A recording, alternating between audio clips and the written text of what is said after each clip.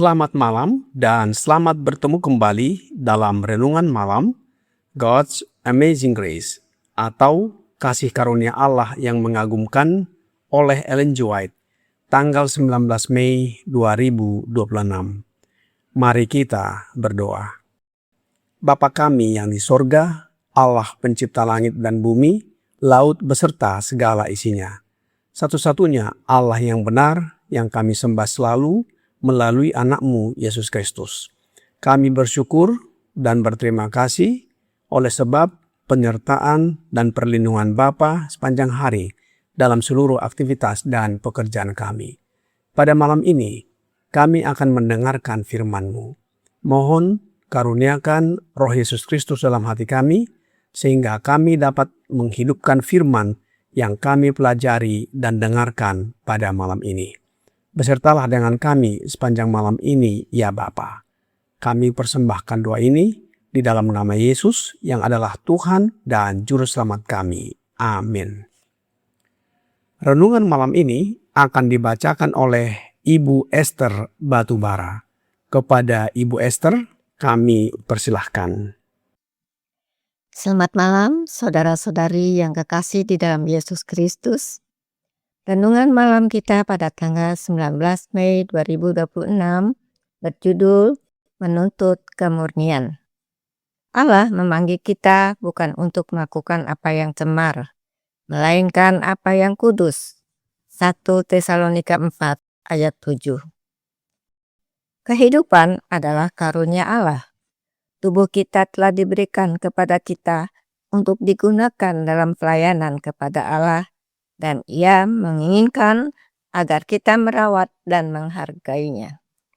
Kita memiliki kemampuan fisik maupun mental. Dorongan dan nafsu kita berpusat di tubuh, dan oleh karena itu kita tidak boleh melakukan apapun yang akan mencemarkan harta yang dipercayakan ini. Tubuh kita harus dijaga dalam kondisi fisik yang terbaik dan di bawah pengaruh yang paling rohani, agar kita dapat menggunakan bakat kita dengan sebaik-baiknya. Bacalah 1 Korintus 6 ayat 13. Tubuh kita adalah milik Allah. Ia membayar harga penebusan untuk tubuh maupun jiwa. Allah adalah penjaga besar mesin manusia. Dalam perawatan tubuh kita harus bekerja sama dengannya. Kasih kepada Allah sangat penting untuk kehidupan dan kesehatan. Agar memiliki kesehatan yang sempurna, hati kita harus dipenuhi dengan pengharapan dan kasih dan sukacita. Nafsu-nafsu yang lebih rendah harus dijaga dengan ketat. Kemampuan persepsi sangat disalahgunakan ketika nafsu dibiarkan merajalela. Ketika nafsu dipuaskan, darah alih-alih beredar ke seluruh bagian tubuh, dengan demikian meringankan hati dan menjernihkan pikiran, dipanggil dalam jumlah yang tidak semestinya ke organ-organ internal. Penyakit datang sebagai akibatnya. Manusia tidak dapat sehat sampai kejahatan itu dilihat dan diperbaiki. Siapa yang mengikatkan dirinya pada Tuhan terikat dengan Kristus dalam perjanjian kasih karunia, menjadi satu roh dengan Dia. Jauhkanlah dirimu dari percabulan. 1 Korintus 6 ayat 17 dan 18. Jangan berhenti sejenak pun untuk beralasan.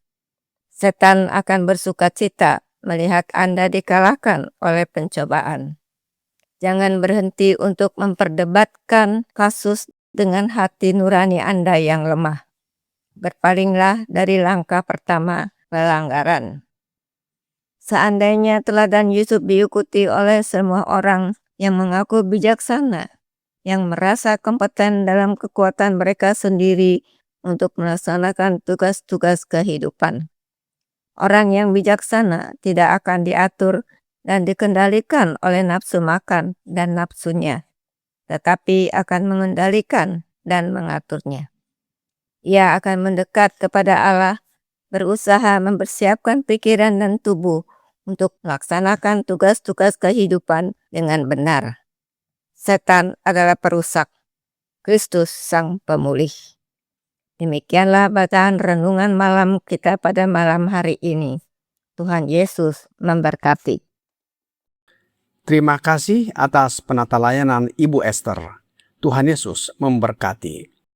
Saudara-saudari dalam Yesus Kristus, dunia sekarang ini menganggap kemurnian sebagai sesuatu yang kuno atau ketinggalan zaman. Tetapi firman Allah berkata bahwa kita dipanggil bukan kepada kecemaran, melainkan kepada kekudusan. Kekudusan bukan hanya tentang penampilan luar, tetapi tentang seluruh hidup yang dipersembahkan kepada Allah. Tubuh, jiwa, dan roh kita adalah milik Allah. Ketika kita hidup dalam kemurnian, kita sedang menghormati pencipta kita. Allah memanggil kita bukan untuk melakukan apa yang cemar, melainkan apa yang kudus, sebagaimana tertulis di dalam ayat inti renungan malam ini, 1 Tesalonika 4 ayat 7. Oleh sebab itu, Rasul Paulus menasihatkan kita dalam suratnya 1 Korintus 6 ayat 18 sampai 20 yang berkata, "Jauhkanlah dirimu dari percabulan. Setiap dosa lain yang dilakukan manusia terjadi di luar dirinya. Tetapi orang yang melakukan percabulan berdosa terhadap dirinya sendiri. Atau tidak tahukah kamu bahwa tubuhmu adalah bait Roh Kudus yang diam di dalam kamu? Roh Kudus yang kamu peroleh dari Allah, dan bahwa kamu bukan milik kamu sendiri, sebab kamu telah dibeli dan harganya telah lunas dibayar. Karena itu, muliakanlah Allah dengan tubuhmu." Tubuh, jiwa, dan roh kita adalah milik Allah. Karena telah ditebus dengan harga yang mahal, kita dipanggil untuk memuliakan Allah dengan tubuh kita yang di dalamnya terdapat jiwa dan roh. Allah terus memelihara tubuh kita.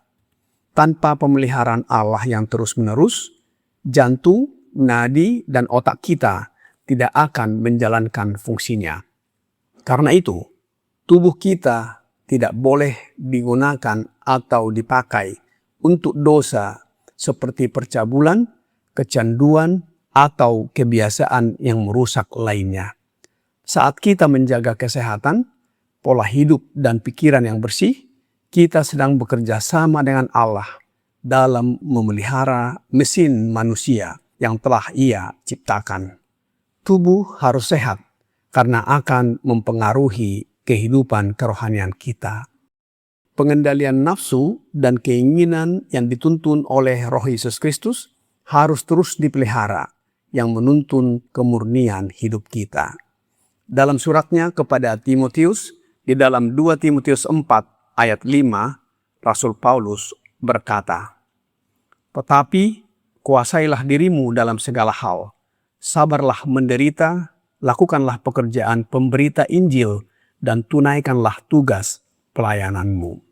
Saudara-saudari dalam Yesus Kristus, musuh terbesar manusia seringkali bukan berasal dari luar, tetapi dari dalam diri sendiri. Nafsu yang tidak dikendalikan dapat menghancurkan kesehatan, keluarga, bahkan hubungan dengan Allah. Karena itu, Rasul Paulus mengajarkan dan menasihatkan kepada Timotius dan kepada kita penguasaan diri atau pengendalian diri. Orang bijaksana bukan orang yang menuruti semua keinginannya, tetapi orang yang dapat mengendalikan dirinya melalui kuasa Yesus Kristus. Sehingga kita dapat memberitakan Injil dan menunaikan tugas pelayanan untuk kemuliaan Allah. Roh nubuat di dalam Christ Object Lessons halaman 330, paragraf 3 berkata, "Dan mereka yang ingin menjadi rekan sekerja dengan Allah harus berjuang untuk kesempurnaan setiap organ tubuh dan kualitas pikiran. Pendidikan sejati adalah persiapan kekuatan fisik, mental, dan moral untuk pelaksanaan setiap tugas.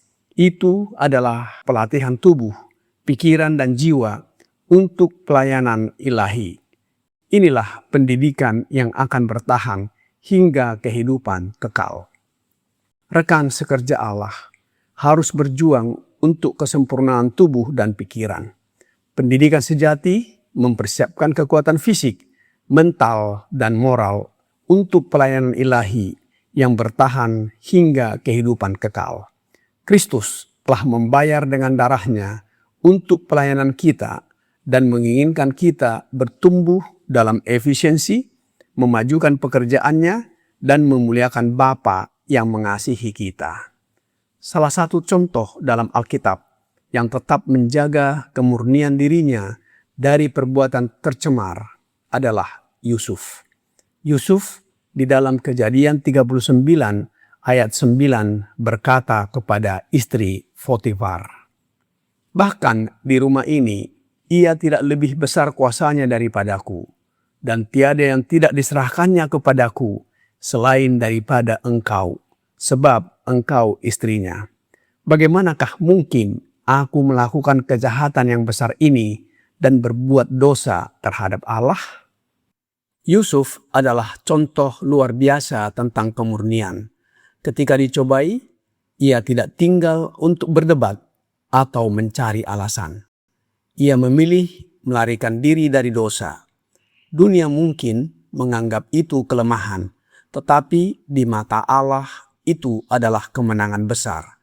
Yusuf berserah kepada Allah dan memiliki keberanian untuk berkata tidak terhadap dosa. Sekarang ini, hal yang sama dapat menjadi bagian kita. Kita berserah kepada Allah dan menerima dengan iman roh anaknya Yesus Kristus, sehingga kemurnian tubuh, jiwa, dan roh menjadi bagian kita. Kita menjadi ciptaan baru di dalam Kristus.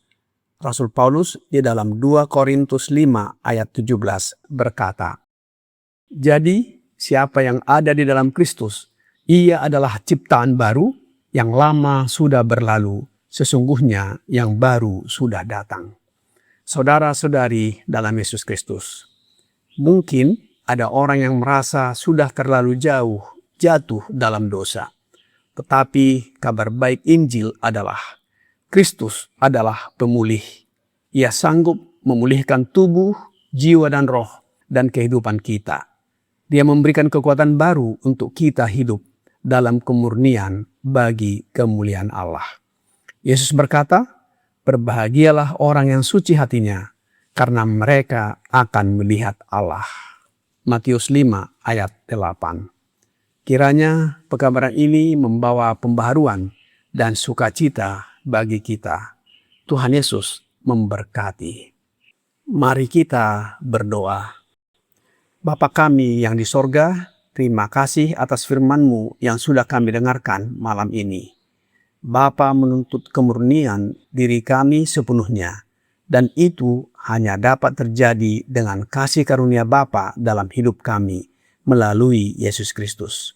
Oleh sebab itu, ya Bapa, curahkanlah roh anak-Mu Yesus Kristus dalam hati kami, sehingga kami hidup murni, suci di hadapan-Mu, dan dimampukan untuk menjadi saksi-saksi, mengabarkan kebenaran, menjadi terang kepada dunia ini, dan hidup sesuai dengan kehendak-Mu.